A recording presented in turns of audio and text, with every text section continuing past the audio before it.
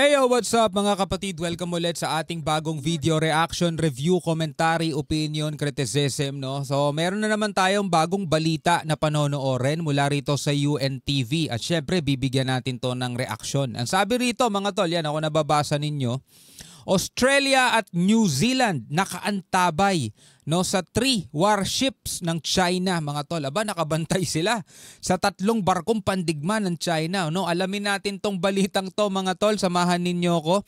Pero bago natin to simulan, syempre wag mong kalimutan mag-subscribe. Click mo na rin ang notification bell para ma-notify ka whenever na may mga bago tayong reaction video tulad nito. Alright, so wag na natin patagalin pa, panoorin na natin to mga tol. Isang flotilya ng People's Liberation Army Navy o PLAN ang unang nadiskubre ng Australian Defence Force o ADF na naglalakbay sa East Coast ng Australia noong nakaraang linggo.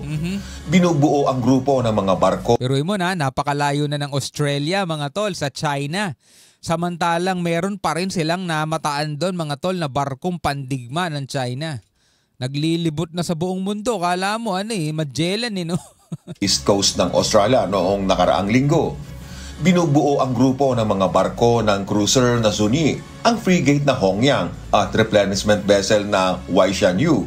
Kasalukuyang nasa 150 nautical miles ang layo ng mga barko mula sa Sydney. Nasa labas ito ng territorial waters ng Australia, subalit pasok na sa exclusive economic zone ng bansa. Alam naman natin mga tol, di ba? Meron tayong mga kanya-kanyang 200 nautical miles.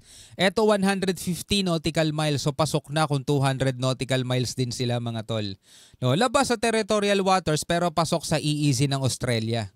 Bagamat nakasang-ayon sa international laws ang ginagawa ng China, tiniyak ni Deputy Prime Minister at Defense Minister Richard Marles na babantayan ng Australian military ang bawat galaw ng mga barko.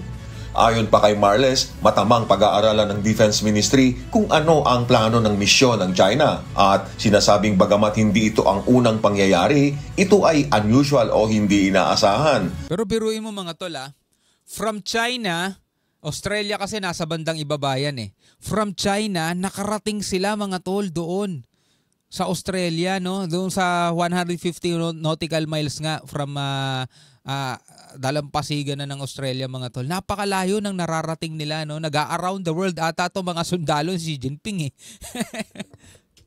Samantala, nakabantay din sa insidente ang New Zealand military sa pakikipagtulungan sa Australia.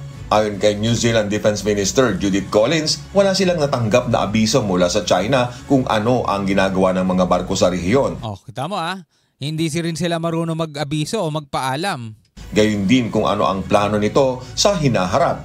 Sa kabilang banda, kinontra ni Shadow Defense Minister Andrew Hastie ang pahayag ng pamahalaan at sinabing hindi lamang unusual ang insidente, kundi hindi humihila pa ng galit. Danny De Leva, Grabe tong ginagawa ng China. No? Kakaiba trip nila mga tol, no? So ituloy natin to balita mga kapatid, no? Ang sabi rito, higit 50 o more than 50 na barko, 50 barko ng China na mataan sa West Philippine Sea. So itong balita naman na to ay mula sa News 5 Everywhere mga kapatid, no? Samahan ninyo ako at bigyan din natin to ng opinion at reaction. Higit 50 barko ng China ang namataang nakatambay sa Rosul Reef at Pag-asa Island sa West Philippine Sea. Naispatan ng mga yan sa Domain Awareness Flight ng Philippine Coast Guard at BFAR bilang sagot sa pangaras ng China sa isang Philippine aircraft. Nasa frontline na balitang yan si Gio Robles.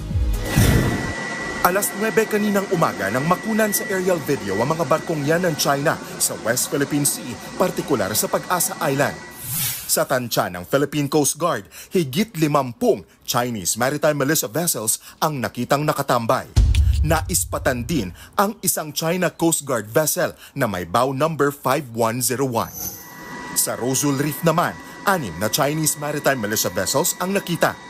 Ayon sa PCG, kasama nila ang Bureau of Fisheries and Aquatic Resources o BFAR sa pagsasagawa ng Maritime Domain Awareness Flight sa Kalayaan Island Group kanina. Kaya bad trip ang China pag nagpapalipad tayo ng eroplano nadidiscover kasi sila no? Nadidiscover sila na nagkalat yung mga barko nila sa loob ng exclusive economic zone natin Nang makita ang mga barko ng China. Tugon nila ito sa agresibo at delikadong pagmaniobra ng Chinese Navy helicopter sa eroplano ng BIFAR noong Martes sa Scarborough Shoal. Ayon sa National Maritime Council, inihahanda na ng Department of Foreign Affairs ang ihahaing panibagong diplomatic protest laban sa China. Ayan na. Diplomatic protest mga tol kadalasan ng ating ginagawa. Hindi pakikipag-away yan mga tol, kaya nga diplomatic eh. Diba? Pakikipag-usap nga yan eh. Dinadaan natin sa diplomasya eh. Hinaharas na nga tayo, dinidiplomat pa natin eh. Giit ng NMC, patuloy na ipagtatanggol ng ating gobyerno ang soberanya at teritoryo ng Pilipinas. Such actions are clear violations of international law, disrupt regional stability, and endanger the livelihoods of Filipino fishermen and maritime personnel who depend on these waters. Our commitment to peace and diplomacy remains steadfast, but we will never waver in asserting our rightful position and defending which is lawfully ours. Yan din ang tiniyak ni Pangulong Bongbong Marcos. Giit ni PBBM, hindi niya isusuko ang anumang teritoryo ng Pilipinas. At hindi lang dapat si PBBM ang manindigan ng ganyan, mga tol. Tayo rin, mga Pilipino, mga tol, no? Ulitin natin mga kapatid, hindi natin inaaway ang China, hindi natin sila kaaway. No, kung kaya nga natin makipagkaibigan talaga mga kapatid, wala namang problema, mas okay nga yun eh. Pero hindi natin yun dapat sabihin sa sarili natin. Sa China mismo natin dapat itanong yun. Bakit nyo kami ginaganyan? Bakit nyo ginaganyan ng Pilipinas? Ang Pilipinas mga tol, ang ginigiit lang naman ng Pilipinas is magkaroon tayo ng karapatan, 'di ba, na pakinabangan yung dapat naman nating pinapakinabangan noon pa. Diba? Total, signatory state din naman sila ng UNCLOS eh. Ano bang ginagawa natin? Sinusunod lang naman natin mga tol, yung naaayon din naman sa international law. Naglalayag tayo sa karagatang nasasakop ng ating EEZ. Bakit nila tayo pinipigilan? Bakit nila hinaharas yung mga barko natin? Bakit nila pinipigilang mangisda yung ating mga mangingisda? Hindi naman tayo nangingisda sa dagat nila. Nangingisda tayo mga tol sa exclusive economic zone din mismo natin. Diba? Hindi tayo nagsisimula ng gulo sa kanila. Na hindi nga tayo pumapalag kapag ginugulo nila tayo mga tol eh. Diba? Kaya mali yung naratibo eh, no? Naalala ko bigla yung binigyan natin ng reaction video kanina, yung Attorney Lambino ba yun mga tol? Diba? Ang sinabi lang naman niya doon, hindi natin dapat awayin ng China, which is hindi naman talaga natin sila inaaway. Hindi naman pakikipag-away yung igigiit mo lang yung karapatan mo, diba? Ano gusto natin mangyari? Huwag na tayong kumibo sa ginagawa nila, di ba? Ipaglalaban natin ang ating soberanyo at karapatan na may diplomasya at may dignidad. O yan o, may diplomasya, hindi may missile, di ba? Do kailangan natin ng missile. Siyempre, hindi naman natin alam ang mangyayari sa hinaharap eh. Malay natin kung biglang maging warbreak ang China, tirahin tayo. Pero at least meron tayong pananggalang. Pero etong mga yan, hindi nating porket binili, gagamitin agad, hindi. Diba? Kumbaga naglagay ka ng security guard na may barel, di naman ibig sabihin no, mamamaril yun eh, diba? Pangdepensa yun.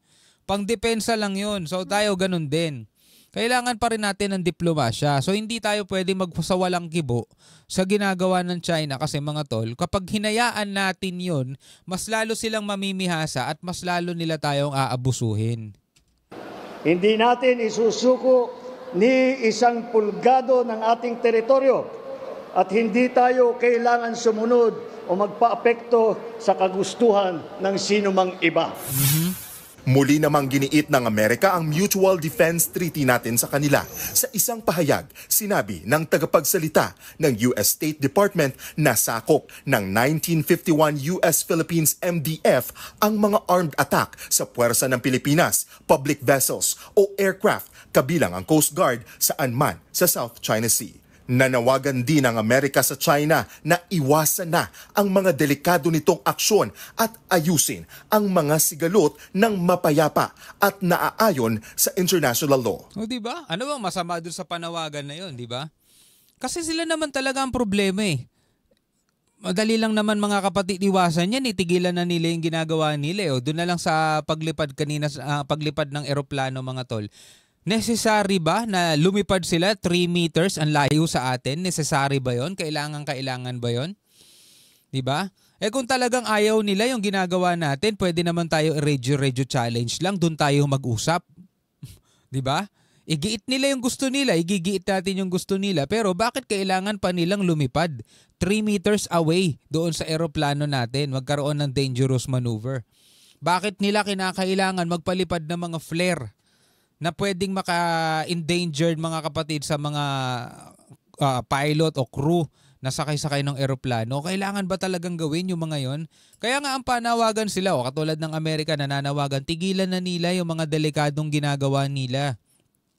Kasi pwede talagang maging mitya yun ng mga kaguluhan eh.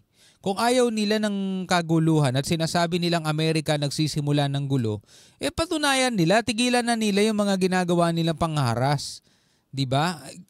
Kung talagang mga kapatid pinopromote nila is peace and stability, tigilan na nila yung mga ginagawa nila. Ganun lang kasimple. Nagbabalita mula sa no? Makikita naman nating lahat eh. Hindi naman Pilipinas ang nagsisimula ng gulo eh. Anyway, bilang isang Pilipino, ano masasabi mo dyan? Comment ka na lamang sa ibaba. Hanggang sa muli, ako nga pala si Shobaldi. Peace out.